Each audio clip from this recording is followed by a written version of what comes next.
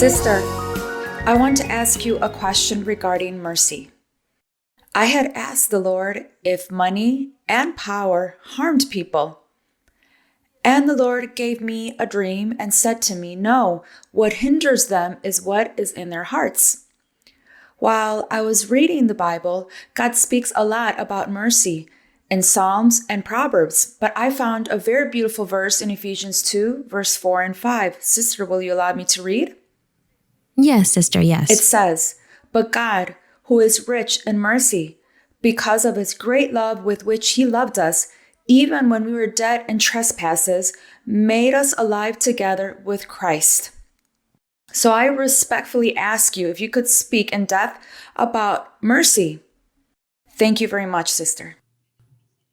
To have mercy, to have compassion, to think about others, in other words, to put yourself in someone else's shoes, to feel what the other person feels. When someone says, I want to put myself in your shoes, it means, what are you feeling? Are you anxious? Are you sad? Are you sick? Are you in need? And I say, if it were me who was in that condition, what would I want from people? What would I expect from others? I would hope that others would help me, comfort me, extend a helping hand, give me a word of hope. That is what one would expect, right? That is to put yourself in someone else's shoes. When you do this, then that is called having mercy, because one needs to think, that person is suffering. That person is feeling pain or sadness. They are missing something basic. So if it were me, what would I do? So that person expects the best of me. Mercy. So that is why it says that the Lord had so much mercy, because humankind was dead as a result of sin, living a sinful life constantly, and they were dead to God.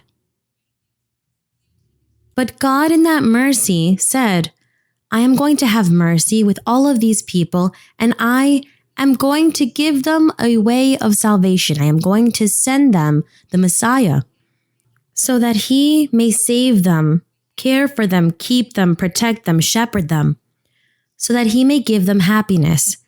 And that which God did is an example so that we also may do it with one another. That is mercy. To have that compassion and to feel someone else's pain. And if the other person is suffering, then I also suffer because of this. And if they are happy, then I'm also going to be happy because of their happiness.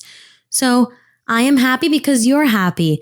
I am joyful, but I become sad if you're sad. Why are you sad? Because of this and that. Me too, then. So I'm going to ask God to have mercy and to help you because that makes me sad. That is mercy.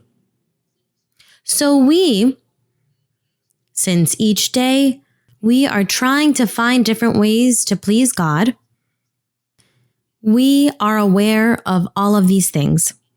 Love, mercy, patience, kindness, tolerance, respect for people, because here, each person is a completely different world.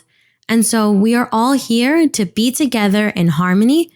So we ought to have God in our heart and to have patience with one another, to have a lot of love and kindness and tolerance as well, because there are some who have many flaws. Others have many different qualities and virtues. Others have very little flaws. And this way, we ought to have patience and tolerate each other, and to pray for each other, and to respect each other, and to value each other, and to care for each other, especially here in the congregation, the brothers and sisters who prophesy.